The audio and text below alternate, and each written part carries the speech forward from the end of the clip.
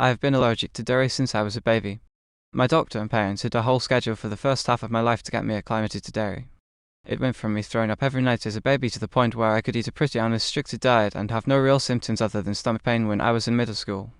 This sounds kind of stupid lol, but it took me until a couple of months ago to realize that the stomach pain is actually a symptom and not a thing I just need to deal with.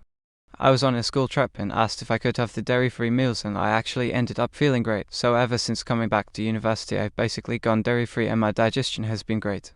However, because I now have lost all my tolerance for dairy, even very little makes me nearly as sick as when I was a really young child. I've told my parents this, and they basically said do whatever you want at school, but we didn't spend nearly 2 decades getting you used to dairy just to cut it out now. That's a lot of time wasted. I had to go home recently for a family event that my parents hosted, and we had a big family meal with a lot of extended relatives where nearly everything had dairy. I tried scraping sauce and cheese off of stuff, but I ingested some anyway, clearly because I felt gross and spent a lot of time in the bathroom. At one point my mother got annoyed at me for leaving the table so much and said kind of angrily, "Why are you being so rude at this event?"